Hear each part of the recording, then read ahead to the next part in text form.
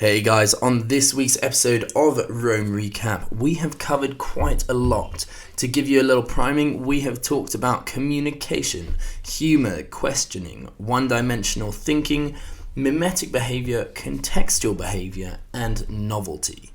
So quite a lot to cover, but if you're interested, give it a listen until next week when we review our next notes. Enjoy.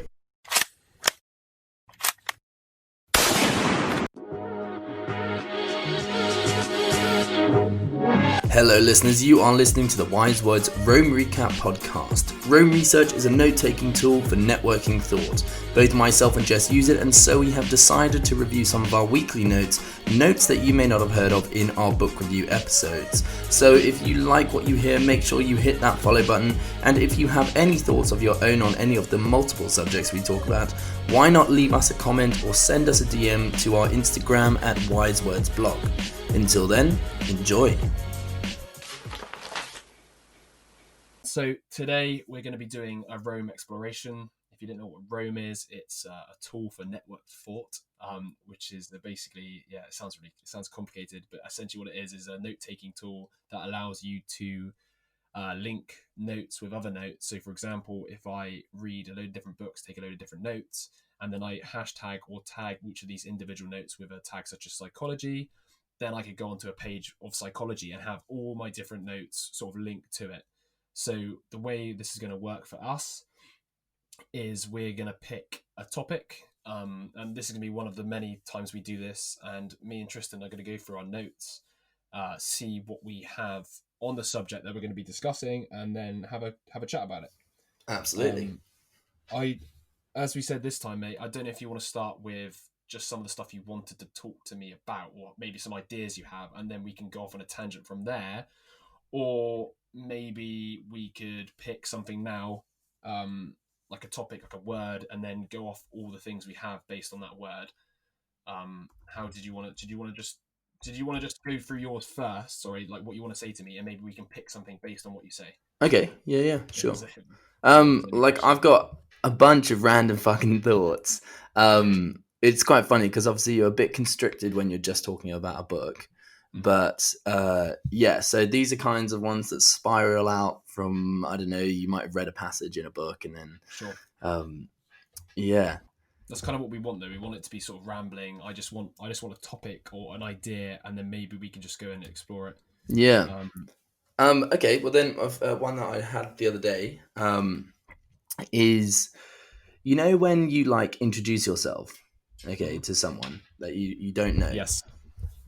If we're talking about elephant in the brain, for example, you know how conversation is basically like a way of figuring out someone else's toolkit. Like, oh, they've got this and I know that I'm interested in that, and I've got this and I know that they're interested in that. So is conversation as a way of showing off or convincing people? A way of showing off and a way of like finding similarities with people. Sure. So I have like a thing because I find it really annoying when someone's like, so what do you do? Because I find that I kind of do so many random things and I'm trying to gauge what they're going to be most interested in, without like suddenly blurting out that I do this and I do that and I do this and I do that. But I was thinking, so I normally it's kind of bad of me, but I think I make a judgment on what the type of person is asking me, who they are, and then I respond accordingly. So if I can't be bothered to like really get into a conversation, I might just be like, oh, I work at a bar, just up the road. Sure. If I feel like I'm kind of going to have a better conversation, then I might say I do acting, or like I might say I do the wise words.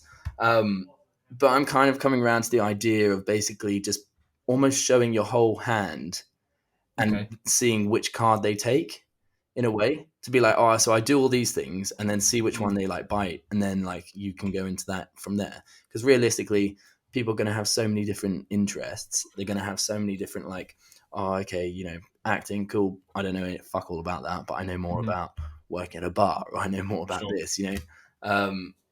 So what you're saying is sort of, instead of giving that sort of bog standard, what's the word, like a regurgitated answer we all give to sort of like, how are you? I'm good. What about you?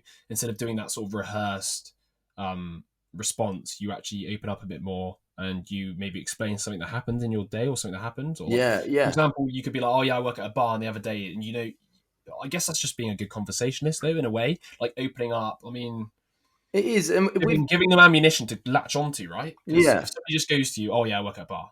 What about you? And yeah, they're just like, oh, exactly, I do this, exactly. and then the conversation's closed. It's about trying to get more information so you can like not elicit more information, but build on that information. So like, Yeah, oh, what do you do? I work at a bar. Oh yeah, and the other day it was like I did this, this, and this.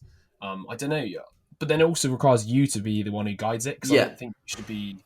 But also, you don't know how they're going to react. Maybe, like, they reply and they're like, "Oh, yeah, I've just finished a degree in psychology," and that Mhm. would, trigger me to talk about loads of fucking psychological stuff. Yeah, yeah, Um, uh, like, you can't know, and so there's no point like judging it before you are actually in it. It's nothing bad is gonna come about from you saying what you actually do. sure, You either give them more information that they can take on and, like, build on, or you give them nothing and it goes nowhere. Um, sure. so you can never know if you're about to make some new fucking ally, friend, mate, whatever. If we're talking from a survival perspective.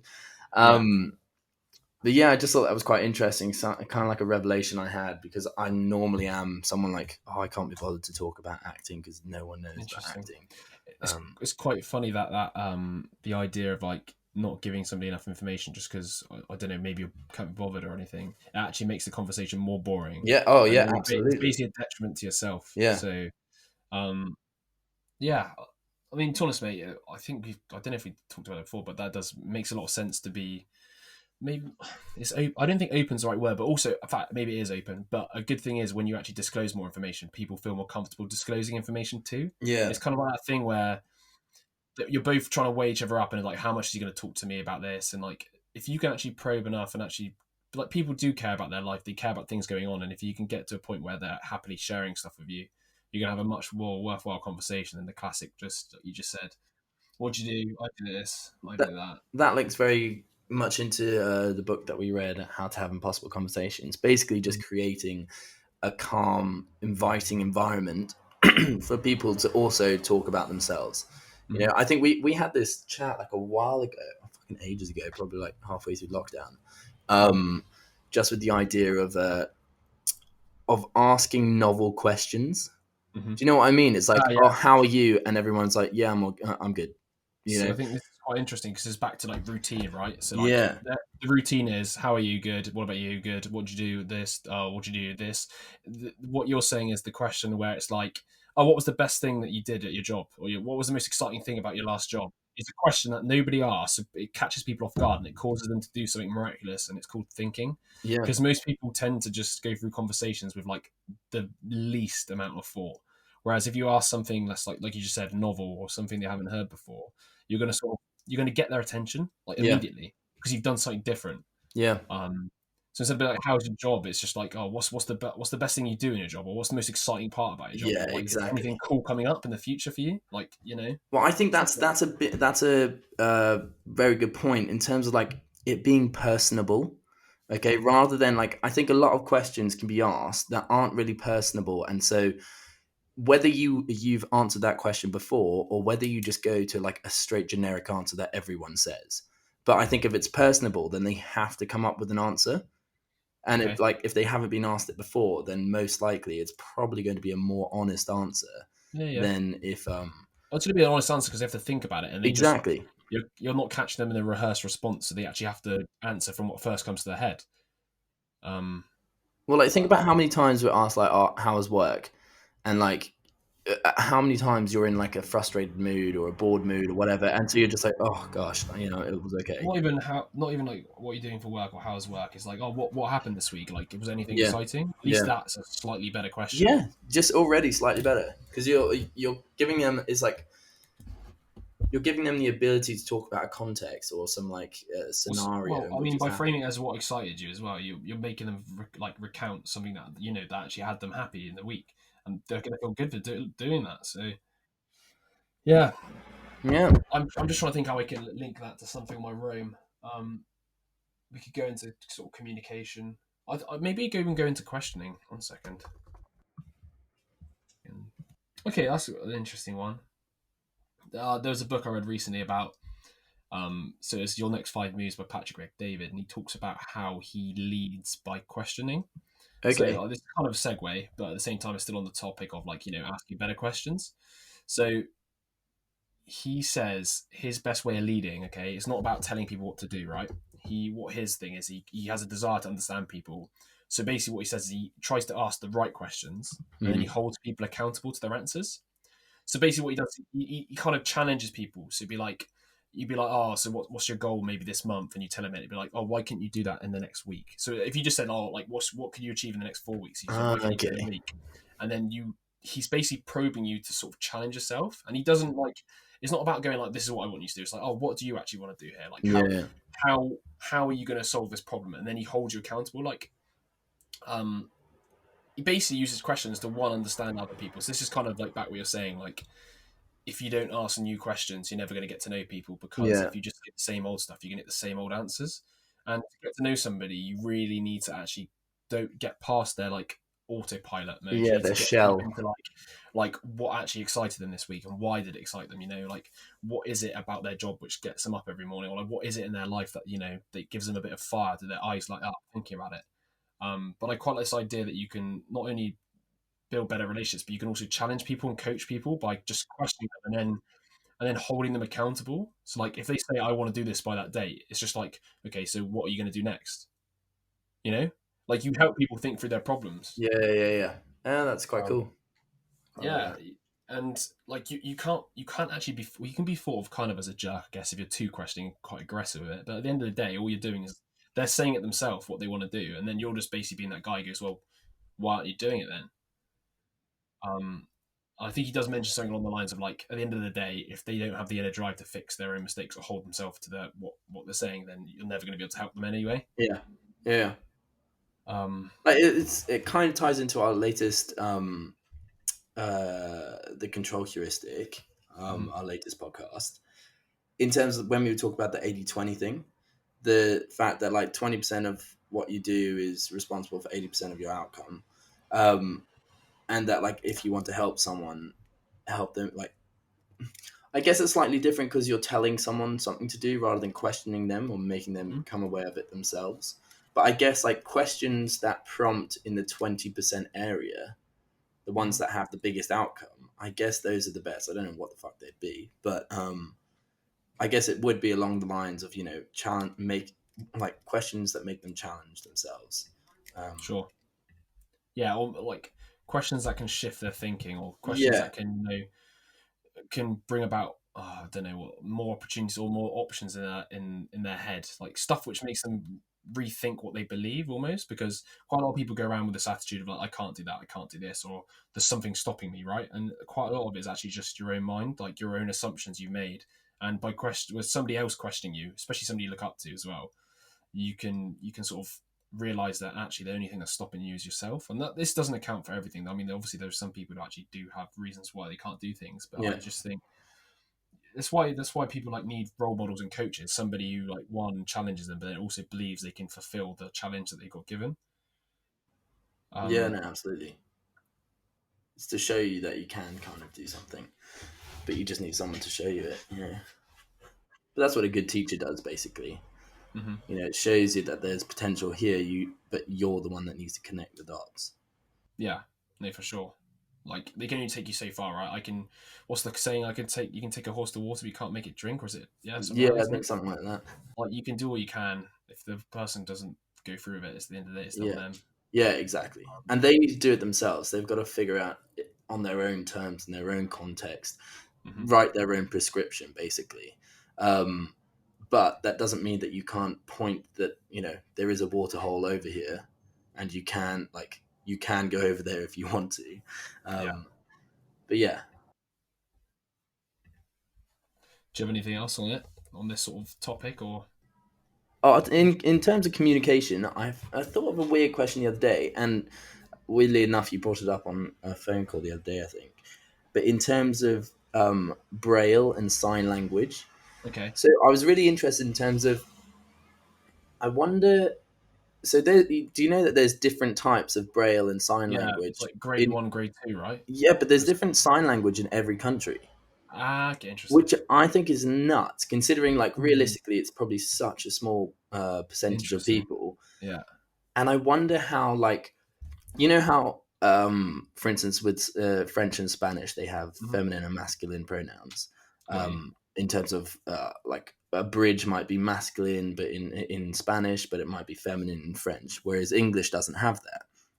So you kind of describe a bridge if it's masculine in Spanish, then you just describe it as strong and sturdy, or in French you describe it as like beautiful and serene, and that kind of Sure. thing. So I wonder then if you kind of have that aspect in sign language, whether you have these kind of, you could say something in sign language and it has more of like a feminine attitude What towards it. interesting. If you're thinking that the genderization carries through to the sign language as well, is that Yeah, what you're because saying? if there is a personalized sign language, then how has that come about? Like, it realistically, if you're French, right, and then Yeah, and you can speak the language, and that whole language is flowing through you, then when you teach sign language, or how sign languages ever come about, then I wonder if it does leak into that, the genderization. It does leak into the sign language. interesting. I, I guess. Well, I'm just trying to think. So I guess with sign language, at the end of the day, you can still read and write, so you can still understand that. Yeah, I get what you mean. Yeah, Do they have to perform the genderization like word before, yeah, like le or la? Do they have to do that before they then do the next thing? Like, is there like a sign language for the masculine or feminine element? I get what you yeah, mean. I assume that's what you mean by it, right? yeah, yeah, Interesting. I think it's the Braille one's pretty obvious to me why they'd have different Braille, different languages because you have different characters yeah, and different yeah, alphabetical yeah, yeah. characters, so it would make But sense. is it? But But the it's fact, not done on alphabet, is it? As in, like, so my understanding from the book I just read was that it was. So for oh, example, okay, there's like a specific Braille. You know how it's like just bumps, isn't it? Really, yeah, it's like yeah, six dots, and some of them are bumped, some of them are indented, sorry, and some of them are like lowered, and they all represent a different letter, right? And then mm, basically what happens is once you get to grade two Braille, which is like where they try and make it easier, they have ways of doing it so that after a certain type of braille, it's almost like a shift key on a keyboard. So hmm, it's like one of the braille things you put your finger over. It means shift, and then everything after it's like a different meaning, which I think okay, is really yeah, cool. And what they also did is standalone. So they have braille for each individual letter, right? hmm, And then if you had a standalone one, which like a letter not connected to another one, it then means something else. So it could mean like only and both. All those sort of yeah, words that yeah, yeah. become really common. So they kind of like make use of the because so the way it works as well, because there's only six dots. I think what's it, six to the power of two or something like that. So there's only a certain finite amount of characters you can have based on the possibilities. So there's only like 64 different possibilities, I think, or But then it's something like that. how the relationship to things before and after, I'm assuming. Yeah, so they basically make it more complicated by having context. So like what I was just saying to you, where if a braille is by itself instead of in like a word spelling out a word, it means something else. Yeah, And then it also has like the shift key. So for example, there's one which just changes the meaning, and basically when you go past that, it means this one will now mean a comma instead of an a. yeah. If you get me, so you do this, okay, that means a comma now. It's just amazing how these people think. It, Like it, honestly, it's actually incredible. Like, it's when you said this the other day on the phone, I was pretty shocked that you know even in our alphabet, okay, we see that all the time, but you don't think of like, oh, the properties of something changes depending on either the context or the thing before it. So like a U, right? You know how to say a U, but if you put a Q before a U, then it changes the properties of the U, and mhm. it's really weird. And the same thing goes with, like, I think you said the same in sign language, like you can put something before and it changes the Mhm. meaning of the thing after. I mean, but if you think about it as well, like not only is it just in sign language, but it's even in like spoken language. Oh So yeah, for yeah, example, tone of voice and stuff, and the way you say something changes the meaning. Like that's sick in English would mean like that's cool, right? yeah. But at the same time, the literal meaning is like that's sick, that's disgusting. Like But also you sick is get meant to. you get tonal languages. So for instance, in, like, I think it's like Vietnamese and a lot of other Asian Hmm. languages, you could say hi in Hmm. loads of different like tonalities, and it means a completely different thing. Yeah, yeah, yeah. You know? But they have also. It's really interesting because it brings up to the bilingual brain. You know how they have that crucial window as a kid Yeah, to pick up different pitches. and to understand different pitches. And it's kind of gutting now knowing that when we're older, it's like it I makes it know. much harder to pick up these different tones. So actually learning a second language, like, you know, there's that like there is like a myth saying that, oh, it's harder to pick up a language when you're older, which is Yeah. partially true in the sense that yes, you're going to really struggle with the tonality, but not true in the sense that you can pick up words quicker. Apparently, we can understand the general logist of like grammar and stuff better when you're an adult. Well, because we got a bigger lexicon of like words in Yeah, terms of meaning. So yeah. um, yeah, but that is nuts. Like how, you know, depending on your language, you have a high propensity to have perfect pitch. For example, I think like Mhm. people in Vietnam have a higher rate of being perfect, having perfect pitch, or Yeah, because just their because I guess language it is like is. Yeah, yeah, it's all trained to be like it, right? Yeah. yeah. Um. But I think we've discussed that in terms of before. In terms of, I think there's a book called like the Singing Neanderthals, Mhm. and how they weren't able to like communicate through words, but they were through like tones. And Mhm. so to be able to pick out the differences between tones, you had to be like have super sharp hearing. And so they would have been able to like have perfect pitch because that's what they needed to adapt to. They needed to be able to tell the difference of someone going huh and someone going huh, you Yeah. know. Um, yeah, which is nuts actually when you think about Yeah, mate. It's being cut. I don't know. I find the whole sort of communication thing really interesting. How like I don't know, like you look, people can understand completely different things. You're both on the same planet. You're both seeing the same thing. You could both say it in so many different ways. it. Yeah. Um. Yeah. I'm trying to think where we can segue off here because we're kind of like just I quite like this idea. It's just completely random. Yeah. Something came into my head and it was what I want to say. It was okay. I think it was this. It was a completely different tangent now. It was this idea of like three-dimensional looking at the world and one-dimensional looking at the world. So this idea Okay. of like binary thinking. So like the idea that something's either this or that. V's looking at something as it could mean many things. So for example, maybe on a weird side note, let's just say you want to get a job because you want to earn some money. Okay, so a lot of Yeah. people just go, "Oh, I want to do this because of that," and they don't really think about the second, third, and fourth like benefits of doing something. So I feel like the people who get the most out of life are the ones who sort of reframe things not just as like a job to earn money. They'll be like, "Okay, right, I'm going to do this job to earn money, but also at the same time, I'm going to learn this skill, and I'm going to do this Yeah. and that." And you're thinking of things as the the multiple benefits or the multiple things that are going to happen to you based on it, rather than just, "Oh, I'm doing this just for this." Like very rarely does anybody act on something just for this. So like the way I'm going to link it to what we've been talking about recently is like human nature and like for example, you could say, "Oh, he's doing this to achieve status." Okay, but like yes, he is doing that, but he's probably also doing it for other reasons. Like Yeah. there is more than one reason to human motivation or whatever. There's more than one reason why people do things in general. There might be one big reason, Absolutely. but there's also plenty of other ones. But how? So my point is more: how often do we go like, "Oh, he's doing that because of this," or "She's doing this because of that," or like we seem to think we've come to the conclusion of exactly what it is that the way people act. Yeah. But in reality, there's so much shit going on in the background, like multiple reasons that you just never know of. Yeah. No, But yeah, absolutely. we all think about most things like that as just one thing. Like, oh, everything has to represent one thing. Why can't it be more than one thing? Yeah. No, and it's kind of I find this quite interesting from like an assumptions point of view, which we've talked about before. But like we make blanketed assumptions about like a very one dimensional thing. I think I was listening to a podcast the other day, and someone was talking about divorce, Mm-hmm. and we look at like, to be fair, people look at divorce slightly differently, but basically divorce can be completely differently depending on the context, you Mm-hmm. know, or like what divorce is if your children are 2 or 7 or 11 or Got 15 or you. 18, you know, it's completely different, yet we'll blanket them and we'll put them all in one and be like, is divorce a good or bad thing, you know? And it's such a one-dimensional binary way of I looking at it. think this is yeah. I think this is kind of my bigger point. It's all about absolutes of us. Yeah. Like as humans, we always love this idea of like it's either this or that, and it's like it's divorce is either bad or good. No, wrong. Anybody who's mildly intelligent will give you the answer of it depends. Yeah, Because exactly. that like I think I remember what book was it? It literally was like the answer is what it always is. It depends, and that was it. That was the line. I was just like, that's so true. Like it always depends. It always Always depends. depends. Like it just annoys me when we always try and blanket like what's right and what's wrong. For example, Kate, right now what's happening with Brexit and the UK and everything, and it all seems like a massive hoo-ha, and how England are reneging on international law. Of course, I don't really have too many opinions on it. I don't know enough. But one of the first things I can think of is, why are we holding somebody accountable to something in the past when the situation may have changed? So Yeah. my point is, we obviously, everybody's like, oh, we need to keep our word. But what happens if the situation's changed and our word means nothing now, or our word is really detrimental to our country?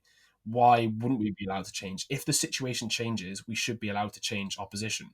Yeah. Like, you change your opinion on things. That, what my main point is, we always view things through this lens of like, um, almost things are always the same, and therefore we can make an absolute judgment on this, and that when times change, actions should change, right? Like, strategy and dealing with stuff in life is all based on solving the problem in the current context, not in the context in the past. So if the situation has changed, we should be able Yeah. to change with it. Yeah, I agree. I And completely this is not agree. about. I told us I was linking it only to Brexit because it's quite like relevant at the moment, and I'm not. I don't. I actually don't. Like I said, I don't even have an opinion on it. But Yeah. what I'm saying is, we're not thinking about this other thing of like, well, what happens if they know stuff we don't know, and the situation has changed? Yeah. Why are we holding ourselves? Why are we trapping ourselves by the past? Yeah. If you No, get my I think point. it's yeah, no, I completely get it. I think it's a tricky one, especially when it comes to politics. I think in the control heuristic the other day, he was saying that like politicians look at things in one dimensional because they have to take into consideration the whole, like everyone, rather than an individual. Whereas an individual is more zoomed in, and you're dealing with more factors, and so that's more like of a scientist point of view. It's like So they what? So why are. wouldn't politicians be doing single? Sorry, just to challenge you, because surely the politicians have to do way more than single, because they're dealing with the entire problem, of the entire country, which involves way more problems than an individual. But I don't think that they take into consideration, if they took into consideration every single individual's needs, you wouldn't get anywhere. Uh, You wouldn't be able to I, put a I, law in I get what you place. mean by that, but at the same time, they Um, still have to weigh it up.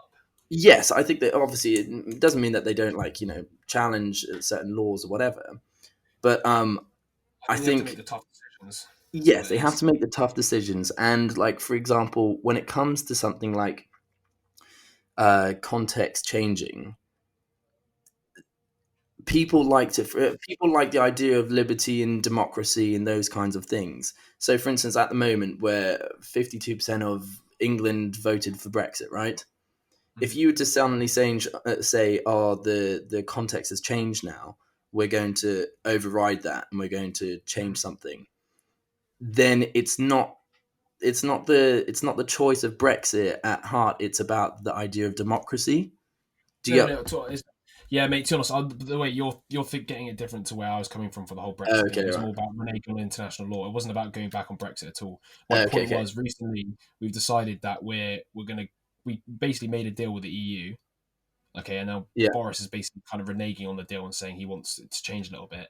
And it's Right. not even about it's not about me You saying can whether you can Brexit see should how or should far go. out I am from like the news. I haven't listened to it for fucking weeks Yeah, now. no, no. My point is, I'm not even saying whether Brexit should or should not happen. My point is, situations change. So Yeah, Boris has now decided he's not. He doesn't want the agreement that was originally sort of signed about a year ago, and he wants to change it. And there's basically been a massive hoo-ha saying he can't do it. okay, But at no, the same that's time, it's yeah, no. I get where you're coming from though. The whole idea. I don't think what I was saying applies to. Let's just say the whole will of the people decided we want to leave, that we shouldn't go back on it because times have changed. I don't think that's correct. okay. But I don't think that should be. I don't think that should be changed until maybe you've seen the repercussions of what they actually wanted, and then you'd be like, "Oh fuck, maybe we should go back." Maybe, but only after you've actioned what the people wanted. Fine, Yeah. but let's not get into politics. Otherwise, it's going to end up with fucking. Yeah, sure. Honestly, this obviously just going to spiral down back to some sort of back to the thing about this idea of like absolute. So like another one could be an example of like, let's say you've got a problem, everybody wants the solution to the problem, but the thing is most problems are so multifaceted and there's so many variables that there's multiple solutions, if you get me. There's like multiple ways to do the same thing. Like there's a multiple ways to make £1 million. There's a multiple ways to become a sports star. Yeah. There's not just one way, but it requires all the ways kind of require work. But what I'm saying is like we always believe there's this one, like think about the whole self-help book industry. It's all built off this idea of the formula for Oh success, yeah, yeah, but yeah. there are no formulas. So this is kind of what my main point was. Like we we always think of this like one-dimensional view of the world, that there's an absolute truth, and that, you know, if you find this truth, you're gonna get whatever you want. But actually, it's just one big mess, and you just figure your way out as you go along. Yeah.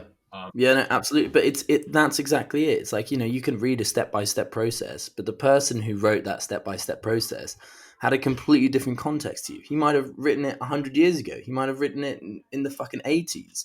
You were in a completely different environment with technology at your disposal and all these different things. So his thing, it may have an element of truth. It may have some structure as to like where you should, like what direction you should look in. But then it's got to be you adapting to your context, you applying that to your context. And okay, you might take step one and then, and then realize, okay, but actually this is good for me. I think I had a really good analogy the other day, and it was like what was it, a cookbook, I think it was. And you have the rest, you have the ingredients and you have the method, right? But you can't, let's say you're following the step process, right? And then they're like, okay, put your oven on 200 degrees, but you don't have an oven, you only have an Aga. Well, you've got to adapt, and you've got to be like, okay, well, I'll use my Aga. And then if something goes wrong, then you kind of figure out like what should have gone right, and then you well, figure it out on your own terms. there's a lot of like, this worked for me, this might not work for you, but Exactly. yeah, it's like, this is what I did. Might help you, might not. I think I think there is still a lot of insight to be gleaned from other people's sort of journeys, and especially like in a motivational perspective as well. But at the end of the day, we're all on completely separate journeys. They're like, we're completely different assets, and assets being like skills you've learned over your life, skills you're looking to develop, different goals as well. Mm. Um, so it's impossible. This is what I mean. It's so naive to have this one-dimensional view of life. Like, Yeah. this is what's guiding this guy, or this is what's, I don't know. This person's this type of person. It's like, okay, maybe he exhibits that sort of behavior, but that doesn't make him the person that is, or he or Yeah, she. exactly. Just because you do something once doesn't mean, like, just because you act like an arsehole once doesn't mean you're an arsehole. Yeah, in fact, you'd have to, if you were actually being properly rational, you'd have to verify that as you see them again and again and again. Yeah, And the problem, exactly. even if they act like an asshole 3 times in a row, I mean, obviously, statistically, that's probably, he is an asshole or she's an asshole, but it's still not definitive proof. Like, Yeah. Like, I guess we judge people on, like, so let's say the first time you meet someone, they're a bit of a dickhead.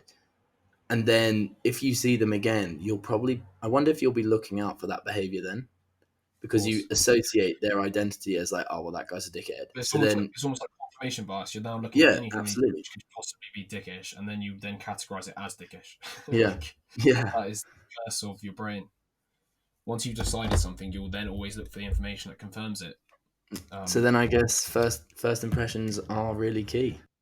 no, there is like, there is a truth to that myth. Yeah, Like, in fact, absolutely. not a myth. It's first impressions count, because they're what guides the further impressions. So for Yeah. sure. And that's also why it's quite interesting to have people talk about you before they meet. So, like, for example, if someone Yeah. says, "Oh, this guy's really shy," you're now going to be looking for all the behavior he exhibits that's shy. Or this Yeah, that's person's really loud. true. You're now going to be looking for all the behavior that this guy's loud. This guy's obnoxious. This guy's cocky. This guy's that. Anything that they get labeled, you will then, like, your brain will filter in on that information, because that's all the information you have, right? Yeah. So when you only have a small amount of information on something, you have to narrow in on what that is, because otherwise you can't. Otherwise, your brain will get confused, right? It's just a Yeah. blank slate, which is almost why it's best to meet somebody without any pre-existing notions of who they are, what they're about. Yeah, because even if someone was to be like, oh, someone was described like, oh, you're going to meet my mate, and he's like this, and let's say they amplified all the positive aspects from them. But if you didn't see that, I wonder if that would kind of be, But that's why you should because always then amplify you'd be the on the positive lookout aspects, for it. But especially you, if it's your friends. sorry, But like, my point is, you should always, if it's your friends, like, if you want them to be well liked, you should always amplify the positive aspects. Be like, oh, this guy's my friend. He's really funny, or like, he's really like, you always yeah, look no, positive on no, it. Then I, you'll I, then I create. I agree. But then what happens if like someone meets this person and then they were just not in a funny mood, or like because they would be on the lookout once again Of course, for that yeah, and then kind of and behavior. then they'd be like, "Oh, I'm surprised he wasn't that funny," or something like that. I guess the argument is, then you've done a disservice, but Because then regardless your of the information, reputation is on the line for being like, oh, well, what do you think is funny? of course, yeah, it's I true. guess. It's all just, that's what I mean. It's, there's so many just into like connected parts that you can't control it for no matter Yeah, what. So, so many. as a rule of thumb, just be more be positive. Be positive. Yeah. But you could say, mate, fine. For example, you could say stuff which, fine, maybe funny is there's a bit more subjective. But you could say, I think stuff like this guy's kind, or this guy's, I don't know, confident. They're pretty stable characteristics. Maybe funny is a bit of a, it's kind of more nuanced because some people are funnier than others, and their sense of humor, isn't there? Like, Yeah, whereas most people can tell what a kind person is, or most people can tell what this, like, certain characteristics are much more easy to define than funny. yeah, Maybe, I don't know. yeah. True, true, true. I don't know. And also, like, yeah, because humor is quite like a subjective kind of thing, isn't it? Well, it is, and it isn't. Like, you're impacted by like your friends group kind of humor, Yeah. but also what you might find funny is different from what Mm-hmm. someone else might find. And now we've just found probably the perfect segue. I think this is gonna be the last thing we'll talk about, but Yeah. perfect segue into humor. Yes. So Beautiful. we could go into sort of so like back to like, or what people find funny, right? So we were just talking about that humor is quite subjective, right? Yeah. So back to like the elephant in the brain. Remember, is like laughter and humor is a way to calibrate social boundaries. Hmm. Remember, do you remember that? Yeah. Yeah. It's Yeah. like this idea of like humor is almost a way of seeing what people will not and won't accept as funny, right? But it's also back to what you love to say, this plausible deniability thing. So Yeah. like, so if you make a joke about something which is controversial and you get loads of laughs, you've just been validated. These guys get you. They get your humor. They get what you're trying to, like. I don't know. You've just basically bonded. Yeah. Yeah. Okay, people who don't get that humor and are a bit like, oh, can't say that. You could then be like, it was a joke. Yeah. So humor is. I'm going to find my notes on humor. Actually, I must have it laid. But it's amazing that the sort of role, we never really think of humor that way, do we? Not But really. I don't think people are aware of it. mm-hmm. Here we go. Wow. So, mate, honestly, another one as well. So, yeah, So Rory Sutherland said this sort of insight was, so like, specifically for English people as well, because we don't like to be direct, but humor is a way of saying what you want to say to somebody. Like, it can be rude, or it can be a way of like almost insulting, right? But Yeah. Yeah. without being labeled as mean. If you kind of get me, it's a way of being, oh, I was Yeah. joking. So Well, you can that's actually say that's the what you thing. want It's to like say. Yeah, no one's going to pick you up on it because they don't have certainty. yeah, And then their reputation is on the line. If they end up being like, "Why the fuck would you say that?" and then you're like, "Oh no, it was a joke," and everyone judges that person. yeah. I'm just getting humor. I think I had this thought the other day, which is quite. I actually tried to tell you while we were at George's, but you were a bit, I Drunk. think, inebriated. Um, Yes. is so when you're talking to someone, and uh, let's say you get on very well with someone, and you can kind of like jump into pretty deep talks. Like we pretty much do that all the time. We Yeah. just chat about something in like some very almost existential kind of way. And then a third person joins, right? And what I find interesting is like, obviously we joke and we're like we're quite humorous, but a lot of our chats are like, we it's almost like we don't need to go through that stage to like get to what we want to talk about. Like when you Yeah. go to a party, the first thing you do, you start joking, and it's by the end of the night that you're actually talking about real shit. You've almost Yeah. had to go through that stage. Whereas if you know someone, you already jump into that stage very quickly. But then what I find interesting is when a third person joins, it kind of revokes back to this kind of humorous attitude. It's much easier to be like humorous and like jokes flow when there's three people rather than two. And I Ah, find, do you know what I ah, mean? It's I know what it is as well. I think it's because jokes tend to be one like a performance, but also it's stuff is funnier when you're already laughing. yeah, yeah, yeah, So like, what was it? It was like I think it was a podcast I listened to Rory Sutherland the other day, and he was saying stuff like, right, things are always funnier when other people are laughing. yeah. So this Okay, idea yeah. that like when Oh there's more than one right, person and somebody else laughs, it's almost contagious. First of yeah, all, but like it then becomes like a performance contest. So back to your yeah, toolkit thing about how everybody's sort of showing off with language when you're with more than one person, because you're just with one-on-one, right? yeah, I mean, you can say a few off funny things. I'm sure people still laugh, yeah, but you don't need to perform, like there's less of a stage. Whereas when Yeah, there's a big yeah, group, like 3 onwards, it then becomes more of a stage, and then you are performing and trying to be humorous. And like obviously then when both your mates laugh, you then like, you're validated, so then you want to be more funny. yeah, So yeah, it's yeah, almost of like a course. feedback loop of I feel good that I've just made these guys laugh, so let's make them laugh more, and then it just becomes like a consistent. I mean, that's the way I see it. Everybody then just tries to outperform each other, and everybody's just laughing. Yeah, yeah, and then that makes a lot of sense. You kind of got the social pressure of everyone else laughing, you know. Yeah, no, Yeah. literally. I think laughter is contagious. First of all, I mean, think Oh, about what absolutely. friends and Yeah. stuff did. They put fake laughing because they know. Like, did I ever tell you about there was an occupation back in, I can't even. I could butcher the dates, like the 1500s, 1600s, when they were still doing theatre, Uh-huh. and one of the occupations was somebody who was basically paid to just stand up and clap. So Oh, the whole mate, point mate, is not only is laughter, but they probably still do that, right? yeah, they do it today. Like when I can get an extra role where I'm basically just sat in the audience. I'm supposed to clap. Like, Yeah, no, no, literally, that's what I mean. And it's the idea that it's funny is amazing. It's like mimetic ideas where how everybody copies everybody else. So like you're yeah, sat yeah, in the theater, you're trying to. For example, if everybody stands up in the theater, you're going to find it very hard to remain sat down. yeah, If everybody's standing up and clapping, that is right. yeah, So and then also this is quite funny. So it's back to this idea of like post rationalization. So what they say is your preferences are guided by your own behavior. So it's yeah. not preference first, then behavior. So it's not like I prefer to do that, then you behave. It's you behave and then you rationalize that you wanted to do that and that was your preference. Of So course. basically, everybody who stands up and claps will then rationalize the reason why they're doing it. It's not because everybody else is doing it, they felt bad, but because it was actually worthy of clapping. And even if and then even if they didn't believe it, they would then start doubting their opinion because everybody else thought it was worthy. Yeah, If you know, exactly, so exactly. it's like a proper mindfuck. When I went to the Black Lives Matter march in Bristol, Mm-hmm. um, I saw exactly that happen because there were like thousands of people, and the speaker, like the microphone and the like a volume wasn't very good, so you couldn't really hear what was going on, especially where I was standing.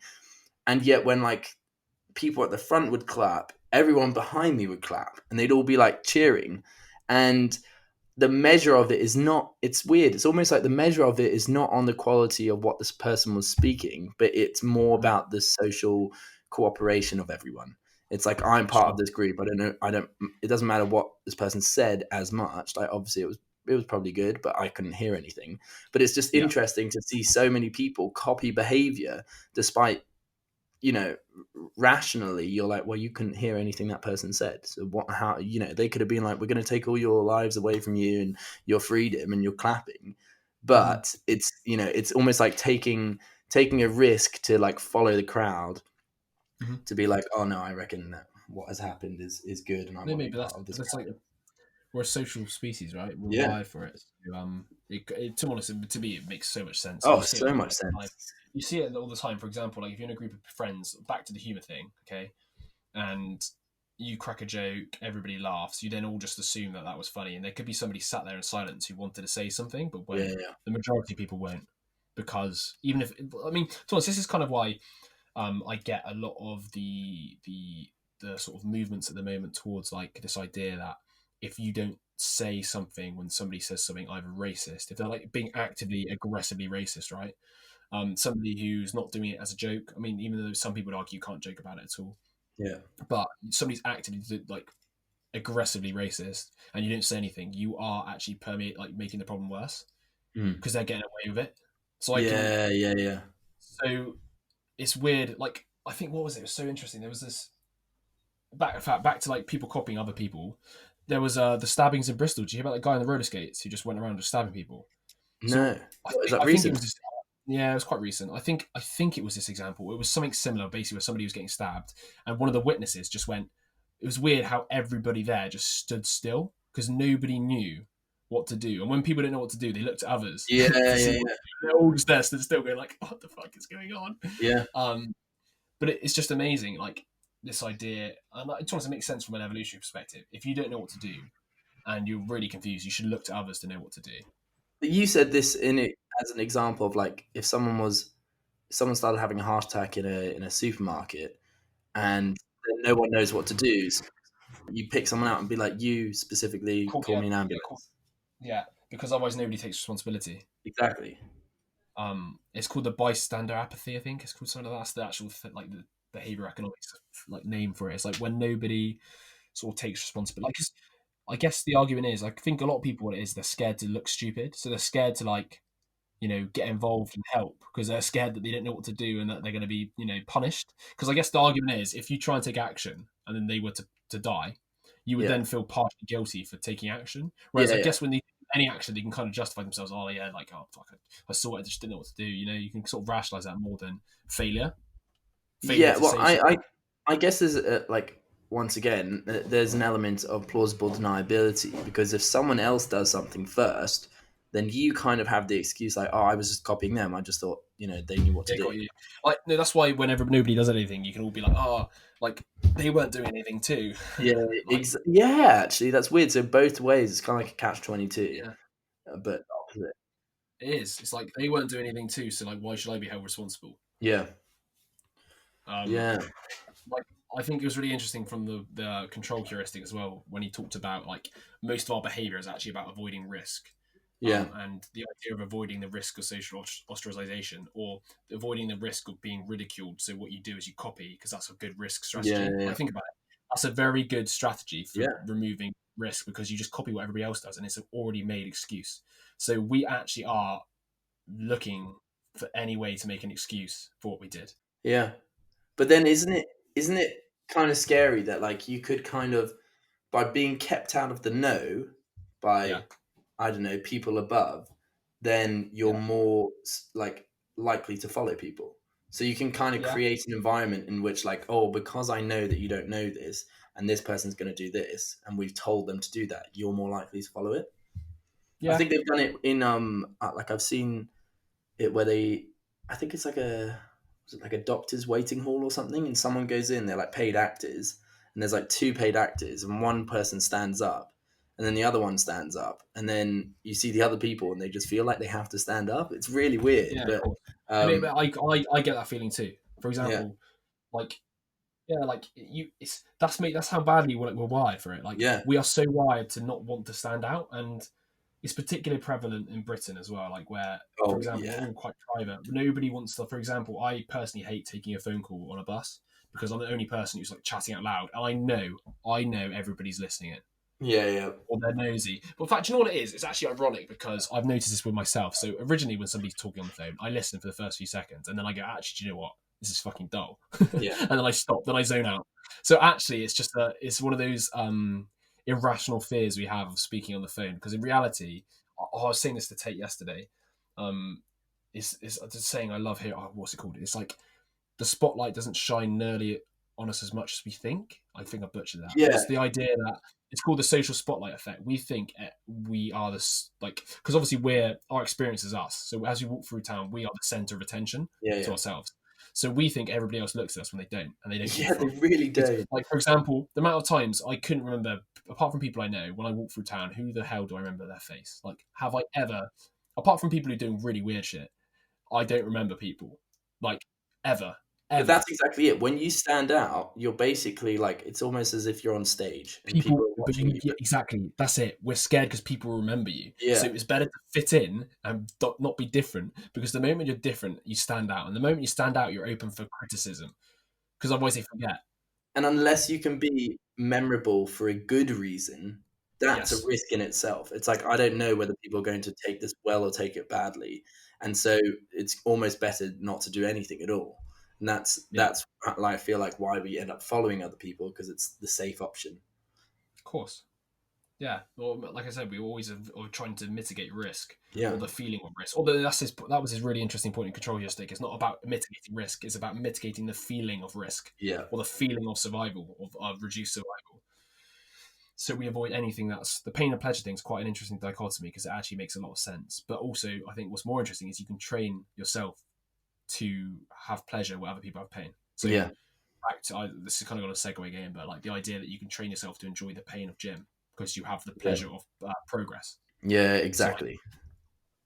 so you can train yourself in these ways. Like I think a lot of it actually is to do with our imagination running wild and worst case scenario thinking. So, for Yeah, example, like there was I want to say fuck what's his name? It's one of Tim Ferriss's like people who basically he's a proponent of. In fact, I think it'd even be Tim Ferriss himself, a proponent of doing stuff weird in public, such as going up and Oh just sitting yeah, down in yeah, the middle of a crowd, because it teaches you to realize that apart from the first bit when people see you, um, they then tend to switch off and they don't think about you yeah, again. yeah. No, my mate Liam, he literally does that. So, Yeah. and I think there's like an app or a program that you can follow, and it's just like really random shit, like walk down the road doing star jumps or something like bizarre. And there's like Yeah. different levels because you obviously don't want to jump in the deep end straight away, otherwise you'll just associate such a negative feeling to it. But it makes a lot of sense because you kind of you bypass the stupid rationality that you created for yourself to be like, oh, Or like, everyone's no, watching me, you're judging. not even rationality, but you know what I mean. Your false imagination of the Yeah, worst case scenario. yeah, So yeah, you feel like exactly. all these people are going to fucking throw rocks at you or something. I don't know Yeah, what you think, but you realize after a while the pain isn't as bad as you think because yeah. people don't actually give a fuck about you. But it's interesting because like our imagination is basically just a simulation, like simulating what if we do this, what are the outcomes, and then we have Mm, a propensity to look towards the negative sides. yes, 100%. But when we realize that those negative sides are actually just us blowing it out of proportion, then I think once we get past that stage, then we can go through all of that and be absolutely fine. Yeah, no, for sure, mate. I want to start doing stuff like that. To be Yeah, honest, just stuff that makes you realize that it's not actually it's you're not going also to die. it's I find it strange in terms of like it's just novel behavior really, and Mm-hmm. like so many people are like jarred for like Of a course, minute or but you two. just know because you know the way you work. Yeah, I think that's what it is. We all deep down know that the only thing that ever gets our attention is something that doesn't fit the mold. yeah, So the moment you do something that doesn't fit the mold, you become scrutinized, right? You become yeah, in the limelight. We all know intuitively that the moment you do something bizarre, people are going to be trying to figure out why you're doing it. yeah. Like, I see somebody doing something bizarre. I'm not looking at him. I'm going, is he Like, why is he drunk? doing that? Is he on drugs? Should, Like, what's well, he doing? Like, I guess whether it's like, why is he doing that? Should I be doing it too? Do you know what I mean? It's like, yeah, maybe. why is There's that that. person screamed? Should I be worried? Um, Yeah. uh, yeah, like weirdly enough, like when I was at work yesterday and someone just, it was really weird. Like a customer just asked me for my name. She was just like, oh, Mhm. what's your name? And I was like, obviously it's not that big of a thing, but it's kind of weird because no one else I does mean, that. And it's novel yeah, and also behavior. it's interesting as well because I don't know about you, but I would have thought your instinctive response was to just think, why does she want it? Yeah, no, And then exactly. you might have actually thought something like, I Hi, don't my know, name's maybe you would Tim. have thought like, no, but like you could have thought that maybe she's going to make a complaint or something. Like Yeah, yeah, yeah. once you're identifiable, you can be held accountable. Yeah. Well, you're like wary. You're like, why do you want this? You're trying to figure it out, and then all the things that you're trying to figure out are based off like how you have been kind of conditioned. It's like, oh, I've seen before that when someone's asked for a name at a restaurant, it's because they're going to complain, you know, Yeah, and that's my first go to. But if I had seen someone else being like, my anchor to it was like, oh, someone asked for his name and then they gave them their number, then it's a completely different association. It's kind of yeah, yeah. weird. Yeah. Yeah. That was a seriously meandering conversation through many of the things that we've probably talked about personally for the last, I don't know, couple of months, really. I quite like that format, to be honest. I Just, really like it. yeah. So we've basically just been going off a bunch of our notes that we've accumulated for the last couple of months. Some of the things you might have heard briefly here and there in like from certain books, but today we pretty much talked about what communication, um, Novelty, human copying each other, like the role of humor. Fuck, we talked about quite a bit. wow, quite a bit. Um, Maybe we should write a uh, book. yeah, maybe we should write a book. I trying to think what else we talked about. We did, oh yeah, one-dimensional looking at things. So in terms of instead of seeing something as just one unique purpose, seeing it as like multi-dimensional, like there's multiple inputs for somebody's behavior. It's not just one thing or another. Yep, Um, asking questions, but the right kind of questions, questions that kind of intrigue people, ones that are kind of novel, specific, and personable. Um, yeah, I think that's pretty much it. yeah, that's it. That's a wrap. All right, that's a wrap.